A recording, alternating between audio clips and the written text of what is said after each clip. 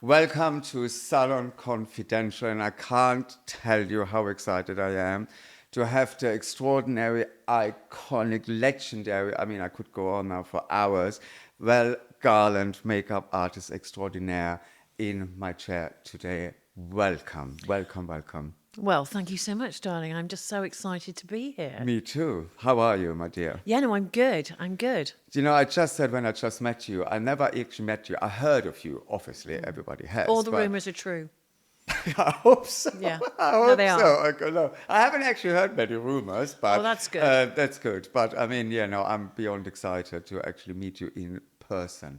So I always like to ask the same question at the beginning because obviously we are talking about hair and beauty, and I'm very interested. Well, who is actually your hair icon? Like who is someone who inspires you, or What, you because like of the their hair? Yeah, Well, for me, when I was a teenager, Yeah. it was Farrah Fawcett amazing. because she had it. Do you know what I mean? In Yeah, spades. yeah. And for me now, well, I mean, yeah, it's all the old girls, like Jerry Hall, Yeah. that Roxy Music moment. Yeah. That was sort of a bit ding dong, wasn't it? Deborah Harry. Yeah. In fact, I used to cut my hair like Deborah Harry, and she had a black hole in the back of her hair that had been cut out. So black hole? Yeah, so she had this sort of like blonde hair, all long at the front, and the back had been sort of like cut out, You can see my face. I'm like, what? No. So there was a lot of layering in the back. Right. And when I was a hairdresser, I thought, well, I'm not going to do it with scissors. Yeah. I'm just going to burn it in the back. So I got one of my hairdressers that worked with me to, those candles they light to get earwax out. Yeah. Yeah, we did that on the back of my hair. So I had this sort of You like, did it. You yeah, did yeah. it. So I had this sort of like burnt hole in the back, which I thought looked quite good. And then we sort of coloured it black, and it smelt a bit actually. Yes. It did. Yeah, it was just a bit of a burny smell, but I thought for me it was good because it So felt no funky. thinning scissors. You thought like I go straight in. Oh, with the not candle, thinning burn the scissors. shit No, out that's of just it. too. That's just too normal, isn't it? Yeah. No. So how do you feel about your relationship with your hairdresser, or who does your hair? Like, is there someone special in your life? I have had many special people in my life You met them doing my hair. And? And I'm extremely fussy about my hair. I want it to look like it's been ripped apart or Yeah. torn, or I always say I don't want to look like a lady who lunches. Yeah. I don't want the salon blow dry. Yeah. But what have I got? I look like I've got a salon blow dry. No, you but don't. I like it a little bit wonky. Yeah. It all started when people used to cut my hair, and I find it very relaxing. Yeah. So when people were cutting my hair, I'd sort of nod off and they'd cut a chunk out of it. And the first time it happened, I thought, oh, I quite like that. Yeah. So often I will get a chunk cut out here or Yeah. there. And that works for me. So at the moment, my hairdresser is my right-hand gal, Paula. Right. Paula Maxwell cuts my hair. She's sat over there. And you trust her, obviously, Yes. because Yes. it's a lot about trust, isn't Well, it? it is about trust, but also if I feel, I will say what I want. I'll be like, don't cut it. I believe you. Yeah, I'm like, don't cut it like that. Don't Yeah. cut it like that. You've got to cut it like this. Yeah. And I haven't touched hair for about, I don't know, 30, 40 years. Yeah. But I still have my scissors. And you still cut hair? No, I mean, occasionally I get the sort of urge to do a haircut. You just get your urge. I love I that. get an urge. Yeah. That's the passion then. Still Yeah, or coming else, back sometimes. I might get an urge to colour because I was big on colour as well. And I've got a godchild, and a few years ago she was kind of like 14 and she was a bit like that, sort of a bit Kevin. Yeah. And she'd come to visit me to stay for the weekend with her parents, and she was like so bored. And I just sort of, we were walking through Chipping Norton, and she was like, and I'm like, Edie, have you ever thought about, bleaching the front of your hair? And she was like, no. And I'm like, well, let's do it now. And that's what we did. And I had the urge, and she loved it. And I think the thing is, if you're passionate about something, you want to make people happy. Yeah. And if you make people happy, then maybe they'll come back again. Yeah. Ask for you But again. also, I think it's a lot about the feeling, you know, like she was, like, and then Yeah. you kind of like, if you're an idea, let's bleach the front, and then Yeah. suddenly you feel completely different. Yeah. So that's another question, actually. Do you have any hair hacks for yourself? Is there something you do what maybe people don't know about? Oh, I don't know, actually. Obviously, do you chop into yourself sometimes? Yes. That's a hair hack then, right? Yeah, yeah, So you yeah, kind no. of, because I was just talking about it as well. Like it's like when Chanel says take something off before you leave the house. Yeah. And sometimes when I do hair and I feel like it's actually too perfect, I like to kind of mess it up a little Yeah. bit, with chop something off and then kind of go, now we have a signature look. Yeah. Because everyone slightly looks a little bit Yeah. samey sometimes. Yeah. But let's dive into your hairdressing world. How did that all start? My hairdressing world. When you Okay. became a hairdresser, or Okay. you were a hairdresser. Yeah. We're talking a few years ago. We're talking the 70s. Right. And I have a sister who was who is or was an amazing hairdresser. She was brilliant. She was very artistic. Yeah. She was fabulous. Yeah. And I had no interest in being a hairdresser. Yeah. I was like, Yeah. no way. Anyway, I was 15 and I went to see the careers officer at school. And I said, look, I want to travel the world. I want to be a journalist. Yeah. I want to go to war zones. Why? I don't know. Why? And I said, so I'll need to go to a university. And my careers officer sort of said, that's not going to happen for you. I suggest you get yourself a little apprenticeship or perhaps, a typing job. Interesting. And I saw red, I'm Irish Catholic. I just saw red. And I sort of like tipped up the table that he was sat in front of us, his desk, Yeah. and stomped out. And, and I said, I'm never coming back again. Yeah. And I was 15. And I was walking home and I thought, I've left school. I'm 15. I've got no qualifications. I've got nothing. What am I going to do? And I saw this advert in a window in a salon in Kingswood, Bristol, Yeah. on Moravian Road, and it said apprentices wanted. And I walked in there and I said, I've always wanted to be a hairdresser, give us a job. And they did. They Yeah. took me on. Yeah. And there was 4 apprentices in the salon.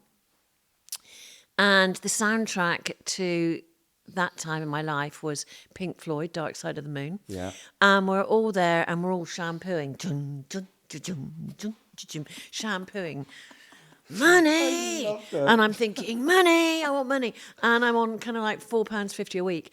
And I thought, I don't want to do this. I don't want to do this. And I thought, I can blag this. I need to get out of this shampooing. I need to be on the floor Yeah. cutting hair because you get tips. You Yeah. get tips.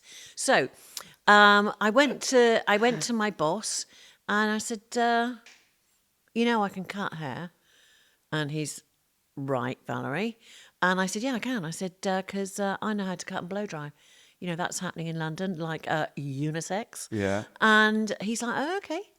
So he put me on the floor. Nobody knew how to cut and blow dry in Bristol at that time. It hadn't even been invented. And I thought, it's a straight line. And you Scissors, just cut. did it. And I just did it. And the very first time I did it, I mean, Wow.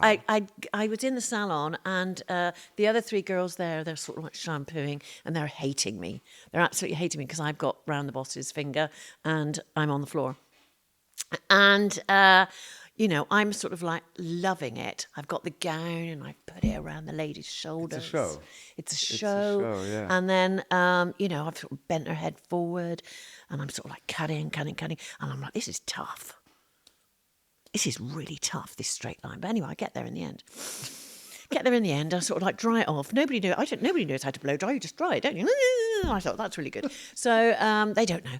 And so I did it. And then I took the gown off to take her up to reception to pay. And I noticed her cream polo neck jumper was billowing in the wind. I'd cut right through her jumper.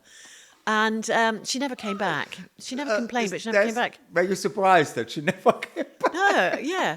But anyway, so that was the start of my career. So Right. so by trial and error, there was a Right. lot of things. I mean, I once cut off somebody's hearing aid.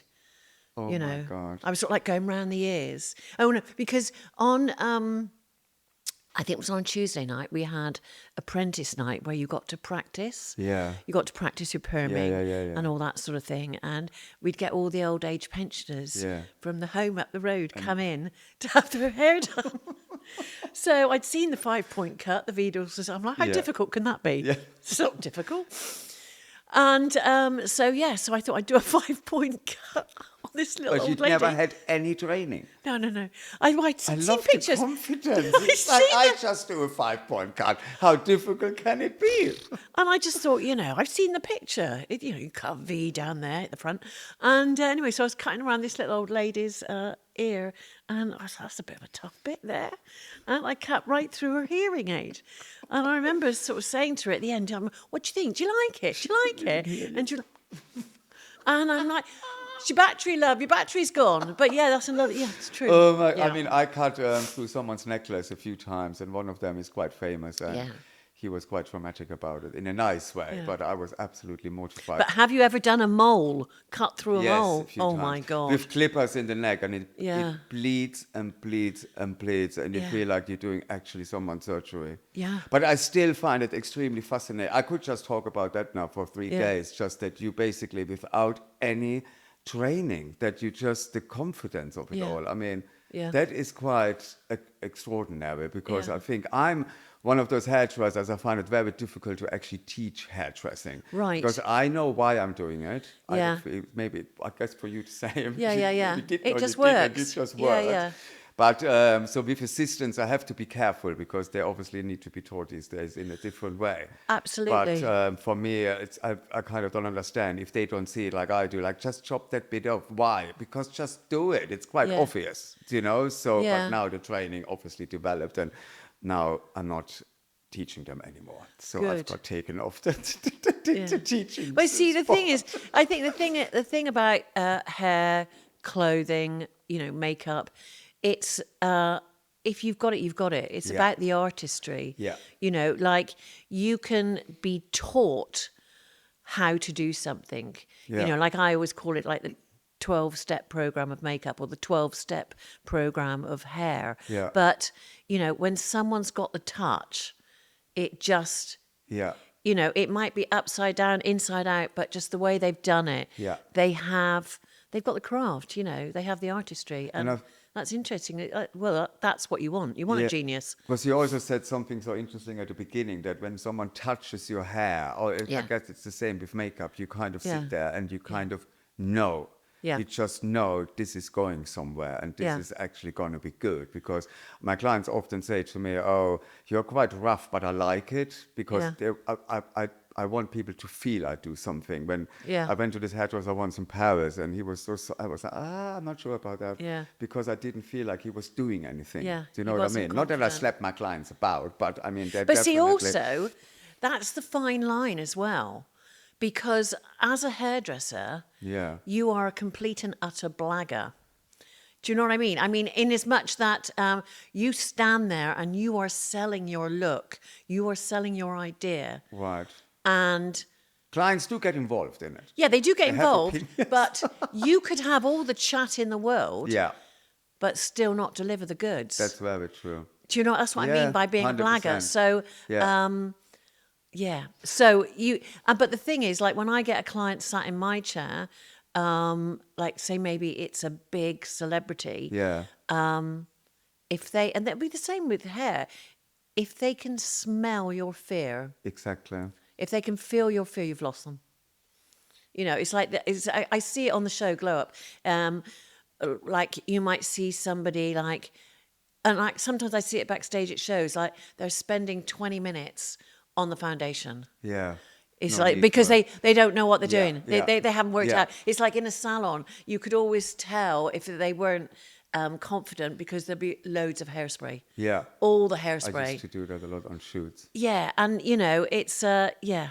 So I don't know what But I'm I saying think about it's that. but I think it's also, I guess, even with makeup, you mentioned Glow. We're gonna get to this in a minute. Yeah. But it's like with the foundation, all of this. I think it's with hair the same. Especially when you, like, let's say you do a hair up or something. I always say you need to know exactly what you want to do. Otherwise, you get lost halfway through. Yeah. And I don't know how it is for you, but I've been on shoots and they wanted me to braid hair, and I'm completely rubbish at it. And then I decided to tell them that it's not fashionable anymore. Nobody braids anymore, and I did something completely different. I could Yeah. actually do. So Yeah. I totally speak from my heart. I totally agree with you. So, but then you came obviously extremely successful. I'm still fascinated that you didn't train. That's gonna stay with me for the rest of my life now. No. But then you came extremely successful. You toured with Inexact. You. Yeah. Oh, I mean, how is that then possible? You just had the confidence and you just were good with doing it. No, I think what I had and what I had in my salon, it was we had like a self belief, and what we were doing at the time was completely different to what other salons were doing. It's like I would. What was that? Yeah. Okay, so my salon, you had to. It was completely politically incorrect. My salon, you had to look the part.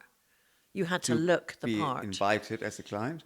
No, Or no, as a- to be a. Oh, I thought you had no, like. no, No, no. I'm sorry. Oh no. Okay, I got it now. Okay. Yeah, Okay. you had to look the part, and the criteria was you had to look like you were clubbing. I mean, it was the 80s. You know, Yeah. you needed to look. You had to have a look. Yeah. You know, 100%. yeah, and we only played the latest music. Whatever was coming out of London was being played in our salon in Yeah. Sydney and Perth.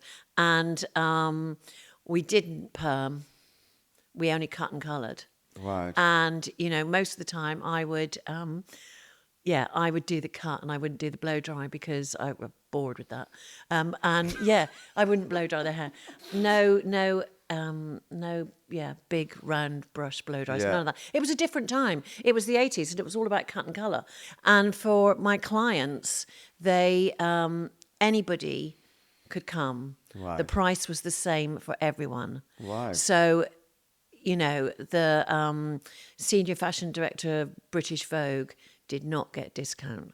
No one got discount. perfect. Everybody paid. That's So what that it the should be. little, you know, my little housewife, you know, maybe she's retired, she lives in Parramatta, and she Yeah. saves up to come to this Yeah. weird and wacky salon I wished I to would've have her worked hair there. cut. She can come too. I mean, there was this one client who used to come to me. She was a very soft-spoken opera singer. Yeah, she was very well put together. She wore kind of like, you know, stiletto heels and a tight sort of pencil skirt. yeah. And she had this like long hair. And she would come to me. She was very loyal. And so here was I, this sort of like little punky girl in big boots with burnt yellow hair, you know, wearing colostomy underwear on the outside because that was my scissors pouch. And, you know, yeah, I know. And I'd be out at the back in the back room and she'd come in and she could only come at certain times. Like, Right. so I'd keep the salon open. She'd come in, it might be kind of like 7:00. So the salon would be empty. And she'd come in and I would say, play no music, play no music. So she'd come into this silent salon and would clip, clip, clip, clip, clip. And she'd sit down. I'm like, do not speak to her. And shampoo her hair. So they'd shampoo her hair. And there was these kind of like doors that took you into the back room. You know, what do you call those doors? Swing doors. Swing doors, yeah. Okay, so I'd be out the back there and they'd sort of sit her down at the dressing table. There's nobody else in there. And it was quiet. And she'd be sat there. Her hair would just be there.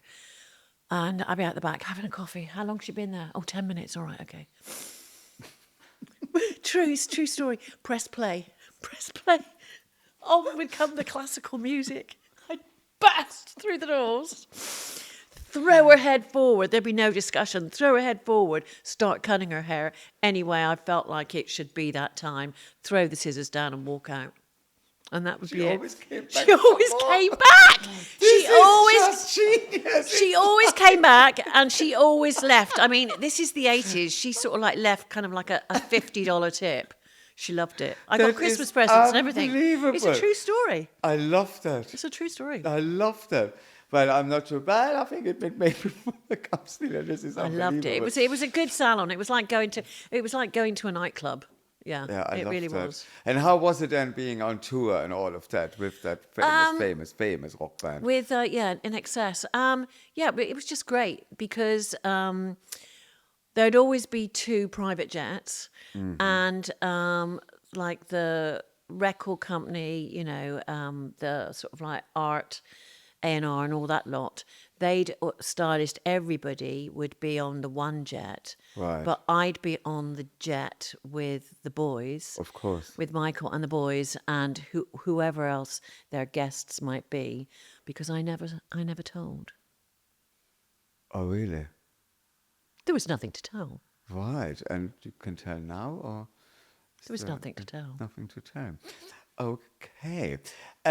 So how did the change then happen? So you were extremely successful. You could have just stayed being a hairdresser. Yeah. But it sounds like you kind of had I mean, to... I loved being a What hairdresser. happened that you changed? I think it just like I fell into hair. And I fell into makeup. And the way I fell into makeup was because I used to wear a lot of makeup. I used to draw pictures on my face and that sort of thing. And I had this habit of like putting my makeup on slightly to the left, so it looked like I had 3 eyes. It wasn't about being attractive, it was about being noticed. And I looked like I had 2 mouths. It was just a thing that I did. Anyway, so when I left, I was successful in Australia. Then I decided to get divorced from my husband. And I thought, well, I'm going to leave Australia. And I thought, well, I'll never do, I'm going to do makeup now. I mean, because first of all, I'd been on a few shoots where I they always sort of said to me, why don't you do the makeup? And I'd be like, no, I don't Because it want. was back then a lot of times hair and makeup. Too. It was like all it is well, in now, Australia, actually. but in Australia it was always hair and makeup. Yeah. But the people I was working with at that time, they didn't want to let me in, and so it was quite bitchy. And I thought, I'm never going to work in fashion. I'm going to stay in my lane as a hairdresser in the salon because it's just so cutthroat, that world. It really is. And it was. And yeah. so I never. I didn't pursue it, but it pursued me. Yeah. And when I left Australia, so in Australia, yes, I was doing hair and makeup. But then when I came to London, I sort of said, I will never do hair again. Mm-hmm. I'm now a makeup artist. And yeah, I made loads of mistakes, as you do. But that's a good thing, right? Yeah, I made loads of mistakes. And, there was a lot of brown bodies and white faces. And I was cocky. Because I remember when I started in Australia and I went to get myself an agent, I walked into Melanie Dames, the agency, and they said, so what do you do? And I said, well, my name's Val Garland, and I do hair, makeup, and styling. So you just edited in that moment, or you did style? Well, yeah. Because I used to style all the shoots for the salon, Right. because like you do your hair pictures Yeah, for the yeah, salon, yeah, that yeah, sort of yeah. thing. So I used to do the makeup, and so that's what I did. And so for about the first 3 months, I was doing hair, makeup, and styling on these sort of like test shoots and things, carrying all this stuff with me. Yeah, my God. I was like a pack horse, and then my agency called me in, and they said, "We think you have to lose the styling." Oh, how did you take that?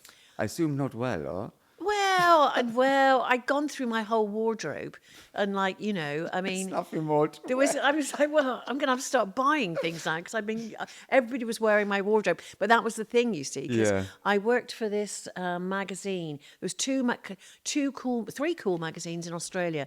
One was called Stiletto, one was called Dolly, and one was called Follow Me. Right. And if you were working for those, you were pretty cool. But when my agency called me in and they were looking through, the work that I'd done, the editorial, Yeah. and they're like, everybody looks like you. They've all got black eye makeup on. They've all Right. got a red lip. And, you know, they're all wearing black and white clothes, you know. Did you So say, what's wrong with that? well, It's they're a cool look. like style. You cannot style everybody like you, Yeah. you know. And I was like, okay. Awkward, thank you. Awkward, yeah. So then I was fine. Then I was doing hair and makeup. But then when I came to London, it was, you know, for me, I didn't really mind Right. what I did. So sometimes I'd find myself on a job with Eugene Suleiman Yeah. and I'd be doing the makeup.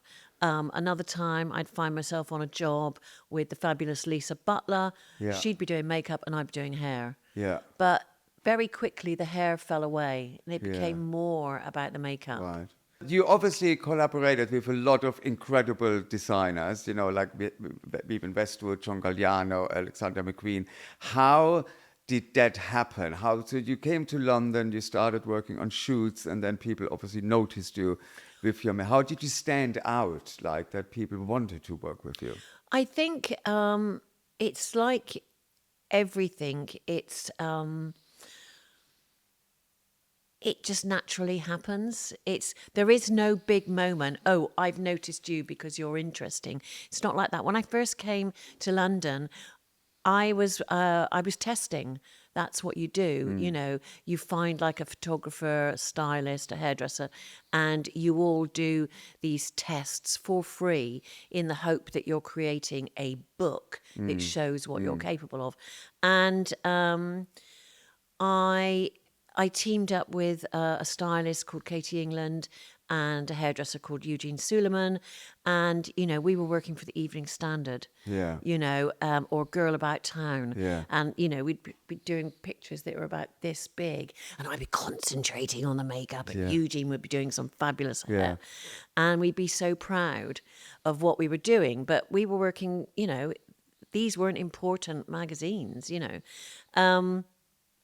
And then, so we all started, and that's how it was in the sort of like late 80s, early 90s, pop videos. You know, we'd God, do, yeah. that's MTV. That's how, I mean, that's how Pat McGrath started. You know, Yeah. that's how you got known. And yeah, you know, one day Katie England said to me like, "Oh, I'm going to go and see this young designer. He's just left St. Martin's. You know, do you want to do his show with me? Like, we're going to do his show." Yeah. And I was like, "All right then." And so we go along and we go to this warehouse in Hoxton and sat in the corner sewing a frock. Val, meet Lee. Lee, meet Val. And that's how it was, you know. Because I mean, I'm not a session hairdresser, you know, so I work in a salon, and Yeah. a lot of times when I look at shoots or magazines or online now, I'm completely blown away by the makeup and the hair because I would never ever think of that. Do you know? Do you feel like that you have to be in that world closely with the designer or with the hairdresser, like to even think like that? I think it sounds sort of dull and boring, but you've got to surround yourself with like-minded people. Yeah. So I'm obviously, and always have been, not a faithful. I'm obviously bonkers. Right. So surrounding myself with like-minded bonkers people, Yeah. then you feed off each other. Yeah. And it's like, you know, for me, when I'm working with a hairdresser and we are a team, we're team playing together, then we just Bounce off bounce. each other, yeah. We bounce. Yeah. But if you're with somebody that goes like, no, the hair's like this. Yeah. And I'm like, yeah, but I can't see that wicked eye. Yeah. No, the hair's like this. You're like, Yeah. okay, I'm not even going to give that any creativity because we're not buzzing together. Yeah, You know. because that's so important. It's the relate, Yeah. and it's also, I think, for me, it was realizing when I did shoots, it's not about you. It's not just about one person. No. It's about creating an image together. I'm even not upset when someone would maybe touch the hair a little bit, or the makeup artist comes in and have you thought of that. So I think that makes it far more interesting. But yeah, I mean, there were such an amazing things, obviously, for you to do. But also, how did it happen then with Glow Up, with that amazing show you do, which I love, by the way, and Thank you. I learned a lot about makeup. Thank you. Oh, thank you. So Glow Up just came out of the blue. Again, I was in Chipping Norton and I was actually in an Asda car park. And I was just pulling out and phone call comes through, and I've got my godchild with me, and she's like, "Who's that, Auntie Val?" And I said, "Well, that's the BBC." I said, "They want to make a program about makeup." I'm like, "Well, that's not going to happen." Okay. That's not going to happen. And then it did. It did. I mean, like they were trying to shoot in August, and I'm like, no, the whole of the fashion industry closes down in Yeah. August. We're not doing any work. Yeah. Goodbye. Yeah. And then they did it around the shows, and I thought that there would only ever be one episode, one series. No one's really gonna pick up on it, but people do, and people did, and I like. My boyfriend's friend is a detective, and he sort of said to my boyfriend, like, I can't go buy a poster now without going like, but is that balanced? Are those eyebrows Yeah. balanced? Yeah. And Yeah. and I think what Glow Up has done is it's just shown the audience, the public, that there's more to makeup Yeah. than makeup. It's like back in the day, for me, if I was a hairdresser, it's because you're a bit thick. Do you know what I mean? It was I like, hear you. yeah, you're a bit thick. Yeah. And it was, and with makeup, like, you're the makeup girl, probably because you're posh totty and you've just got a little job putting on a bit Yeah. of lippy. So, there was lots of prejudices in both houses, hair and makeup. Yeah. And so I think what Glow Up has done, Glow Up shows the world that this is a serious profession. The same as hairdressing is a serious profession. And I think it's a good thing. But also, I think obviously you come across extremely honest and direct, and that's what I love. I love you for. It's like you basically say it as it is, but not in a nasty way. I think going back to what you said earlier on, which I experienced as well, like moving here 25 years ago, and you do Fashion Week, and it was allowed as a hairdresser or makeup artist to throw tantrums and throw the brush at someone, and it was quite like, you Yeah. know, and now I think you can say it, and that's what you do. You say it as it is without upsetting someone, and I think that makes the show, and I think that's why it's such a huge success. Do you feel the same? Oh, well, for me, if you watch the show, sometimes you'll see that I get emotional. Yeah. And I get emotional because I feel like I'm in a moment of greatness with this young artist. Yeah. Like they're doing something that I've not seen before, or that I couldn't possibly do, with a camera here and Val walking behind Yeah. there.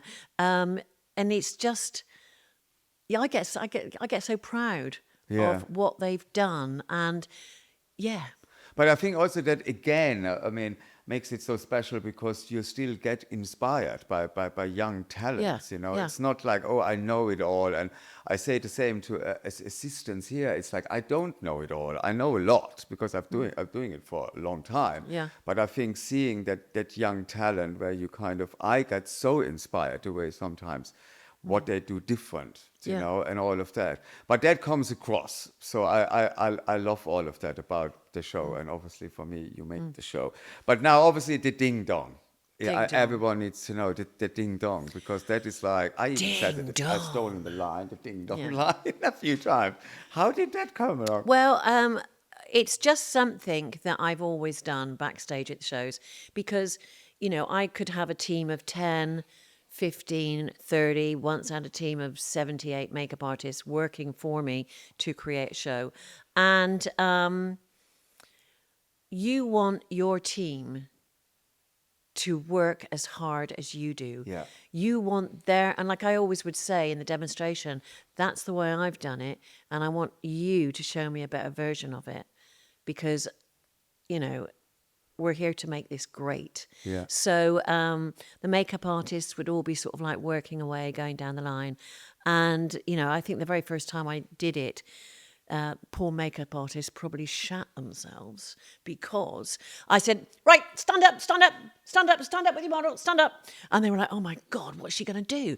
And I said, everybody look at his makeup. And everybody's going like, yes. And I'm like, this is the best makeup in the room. This is ding dong dolly chops. Now I want all the rest of the makeup to be like that. And everybody would be like, right, okay, right, we've got to impress Val. And so you'd elevate you'd elevate the excitement in the room, and you'd get, great results. Because I also think that, you want to encourage your crew, not belittle them. 100%. Don't tell them, don't go like, Yeah. Well, you've not done that 100%. very well. Go like, this is really good, but if you just do that, that, and that, it will have the magic. Yeah. And also, you talk a lot about transformation. What does it mean to you? Like transformation, is that to do with makeup, with trends, with transforming someone? In what way? Well, I do like change, and I do like a story. Yeah. And I think it's a bit like, the phoenix and the fire, Yeah. transforming into the very best of you. Yeah. And that's what you want to do for whoever's sat in your chair. Am I interested in trends? No. I couldn't give a shit about trends, if I'm really honest. Yeah. Because, if this is, if it's the ghost lash trend, okay, that's no mascara. Who cares? Yeah. It's like whatever is right for this moment Yeah. is the best trend. It's your trend. Yeah. It's like you do what you want to do. Yeah. That's what I think. I feel exactly the same when it comes to hair. Because I think so many people follow trends all the time. You know what I mean? It's like, oh, that's what I have to do now, or that's what everybody has. And that's what I struggle with, actually. Yeah, it's one word, sheep. Do you want to be a sheep? Exactly. No. I went to Ibiza, like I go to Ibiza all the time, and we went to this nightclub, and literally the most of the girls looked the same. And I was quite upset for them. I thought, like, why would you all want to have the fake eyelashes, the lips done? The same outfit, the same hair extension. I was But like, there's nothing wrong with that. There's nothing wrong with that. It's because... Am I being too judgmental? No. There's nothing... Well, I'll just tell you a story. There's nothing wrong with that. It's what they have chosen to do. It's like, just before I came in here today, I went to a shop just along the parade there, and 3 girls came in. They all had the same chain crossbody bag. Right. They all had the same turn-up jeans on. Yeah. And they all had the same overdeveloped lip. Yeah. That's all I'm saying. Yeah. And but that's what they want, And if but what I think is great about today is you can do that if that's what you want, but you can also do something wear your knickers on your head, and that's okay. Yeah. But I still remember when you started with the story. I'm still so fascinated by the story of your hair salon when you said, we wanted to look different. Yeah. And that's what I mean with that. That's what I miss a little bit these days. It's this urge to stand out, like when you look at the mobs and the punks and all of that, there was a movement, and I think I don't want to criticize those girls, but I mean, I was kind of like, why do they want to blend in so much? And I know that is their choice, but it's just, maybe I'm judgmental because I... No, darling, you're just old. Is that You're what just it is? old. That's what it is. Yeah. My God. Because you remember your granny said. Your Okay. granny said like, "Oh, that music's too loud. Oh, that's not Oh my God, music. you That's are so like right white now. trash." Now you're making me depressed. No, because if you think that all these particular girls are wearing Yeah. the same eyelashes, are wearing the same jeans, the same do you not think that's what we were doing when we were Yeah. punks, Yeah. when we were new romantics, Yeah. teddy boys, whatever, mods? We all had our uniform. Yeah, it's no, just that that's there's a true. different uniform today. There's just more variety of it all, I think. Perhaps it was that there was less of it. Yeah.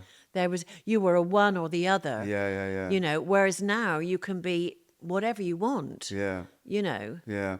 And also what I love you for is when I go on your Instagram and I see you a lot of times doing your videos with no makeup on, Yeah. right? Which I'm obsessed with Pamela Anderson now when she started this whole look. How do you feel about, because I think in the world we're living now, it's so much about plastic surgery and about Botox and like this and that to a kind of not even look older, but maybe sometimes not even to look like yourself. And I find, I have Botox and I, have my little profiler on my neck, and I struggle with it a little bit to kind of look at myself in the mirror sometimes. But I find it's not even brave. How do you feel like that when you actually see yourself with no make, and you just do it and you don't think about it, or what? I think I just do it and I don't think about it because I like lots of different things all Right. of the time. Right. It's like I have women in my life who have been doing their makeup the same for so many years. They always follow the same routine. I do not like routine. And so when I'm in the country, I've got a little cottage in the country. When I'm in the country, you know, I'm probably in the garden because I'm a big gardener. I've got my hair in plaits and I've got no makeup on. And I've got no eyebrows. So there's nothing. I look like an egg. And then you've got me when I'm doing, as Val, the sort of like makeup artist, I'm clean girl with an eyebrow and maybe a little bit of mascara and some lip balm, Which is enough, which is I guess. fine. Yeah. And then when you've got me on glow up, then we've gone full glams. Yeah. You know, it's an eye, it's a lip, it's concealer, it's everything. But I quite like all the different versions. Yeah, me too. Yeah. So yeah, but I think I feel comfortable. I don't care what you think of me. Yeah. I don't care what anybody thinks of me. But it takes a lot of strength, and that's I admire you for. When I saw, and that's the weird thing as well. When I saw it, or when I saw Pamela Anderson the first time with no makeup, I was like, "What?" Yeah. Between all those other women on the red carpet, and it was like, "What?" And it was the same with you on your Instagram, because Yeah. it's just different. Yeah, I Because you don't see it. I mean, like, yeah, it's that age-old sort of statement, like Yeah. your opinion of me has got nothing to do Yeah, who with me, gives a you know. shit? And yeah, it's about having confidence. And Yeah. in the beginning, when I first had my Instagram account, I started doing glow up. I got lots of hate mail. What? Lots of hate mail on the Insta.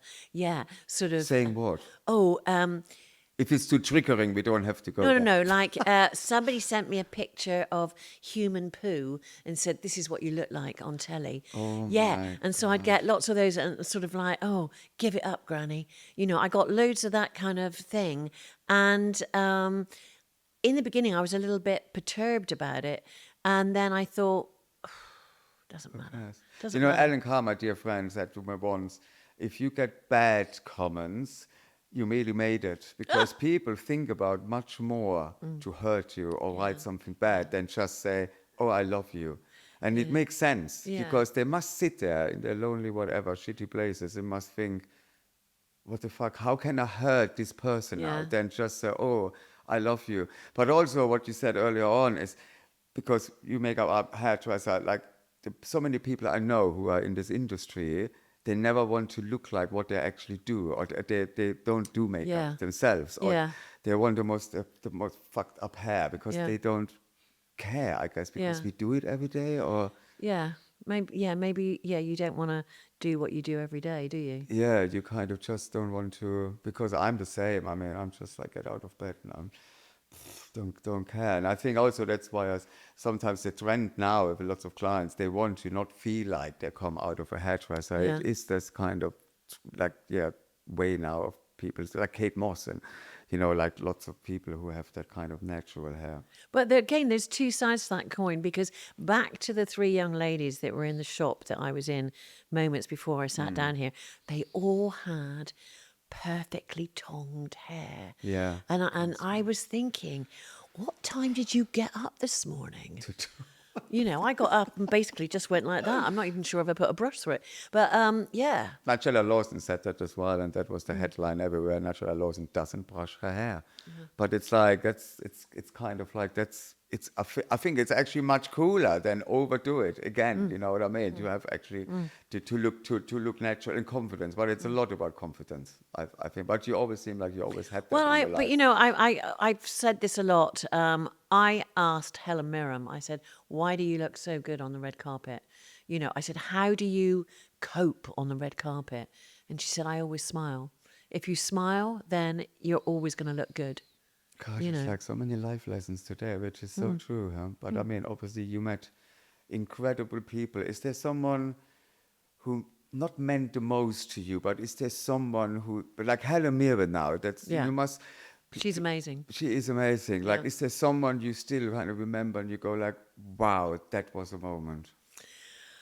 Obviously, my time with Gaga was incredible. You know, yeah, we had many happy experiences together. That was amazing. Wow. Yeah. And then recently, I had the pleasure of working with Miley Cyrus, Wow. and she I can just was say, wow. I just sit here and I go, just go, wow, wow. wow. Wow. But she was incredible. And the thing is, like, you know, like when you're about to do someone's hair or you're about to cut their hair and that person gives their self to Yeah, you. yeah. It's the same in makeup. And when someone gives you their face, Yeah. you can just get in there Yeah. and do it. And that's what Miley was like. You know, she was fantastic. But it feels like you are drawn to, or you find those people and they found you who don't care. You know, like Lady Well, I Gaga. think we do No, no, care. no, sorry. No, so, no, no, no, no. What I mean with that, it's like they are so creative. And like Lady Gaga, she got criticized for the way what she was wearing, or her makeup, or her hair, because it was so different, and she was so confident with it. And it's the same with Miley Cyrus. Her looks, they changed up so much now. So it's this kind of doing something different, you know, and that must be amazing to be involved in it. Well, it's just it. I feel very grateful to have met some of the most amazing, talented people in the world. I feel very grateful and honoured. I mean, I remember the first time that I worked with Julian Deese, the hairdresser. It was just mind blowing watching him, the way he approached hair, you know, and the same with Eugene Suleiman.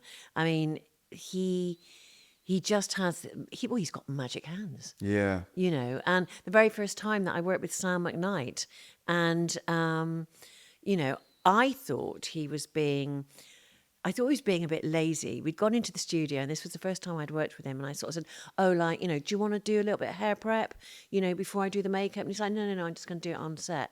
And I'm like, "You're not going to do anything to the hair?" And he's like, "No, no, no, I'm just No. going to do it. I'm going to do it on set." And I'm like, "I'm doing the makeup. You're not going to do any prep?" And he was like, "No, I'm going to do it on set." And I was like, "Well, what a liberty." Anyway, so we get on set, and all of a sudden, it's the magic hands. It's magic. Sam just goes bish, bash, bosh. Yeah. And it's a look, Yeah. you know, and yeah. And it works. It works for the camera, or for that moment in time, Yeah. that picture, because that's what I read once about him, that he lost all his kit on the way I was on that job. with Kate Moss. Yes. And then he only used salt water, and it was Yeah. one of the you were on the job. I was on that job. Oh my God, how cool is that? I mean, that was like, how was that then? Was like, did Okay. you freak out? Did you go, "Sam, I've got a brush, I've got a comb, what do you No. need?" And he went, No. "No." No. What happened was we were going to St. Bart's. We were working with Patrick de Marchelier, and we're on this little boat. Our kit hasn't arrived, and they keep reassuring us that your kits will be coming on the next boat over. So yours hasn't arrived either. No, we've got no kit. Anyway, we're on the boat, and we're like, gosh. And I said, look, it's Kate Moss, Yeah. it's Patrick de Marchelier, Yeah. it's British Vogue. We're in St. Bart's. Yeah. It's going to be a scraped back, messy ponytail, Yeah. and it'll be a bit of mascara And and a that's bit it. of lip balm. It'll be brilliant. Yeah, it's fine. And then we get there, and Lucinda Chambers is the fashion director. Yeah. And I sort of said, "Oh, so who's our muse today, Lucinda? You know, is it sort of like scrape back? Is it like a bit of, you know, a bit of mascara, a bit of lip gloss?" And she's like, "No. No. I want lashes, liner, lipstick, and Bordeaux." You know what? I thought of Bordeaux. When you said And it, I Bordeaux. thought they wanted the island, they wanted Bordeaux. And we were like, oh my God. And there was like one little chemist on, you know, the island where we were, the area where we were. And there was nothing in the chemist. You know, Sam managed to get a comb, but it wasn't even a tail comb. So he got that. What did you do with the makeup then? How did you do it? Well, we had quite a big crew with us, and the makeup, there wasn't any makeup really in the shops or in the chemist. And so the crew, there was like about 6 girls working on production. And I said, everybody bring your makeup bag. Kate as well, you bring your makeup bag, to the dining room, chuck it all out, and we'll see what we can do with this. And that's what we did. And it's again confidence, huh? Yeah. It's like blacking it, basically. It's Yeah, we like, blagged it. We totally blagged it. That is unbelievable.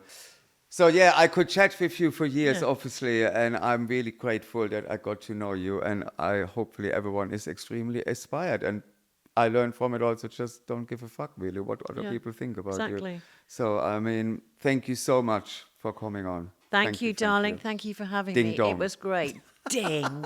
Dong. Thank you. Thank you.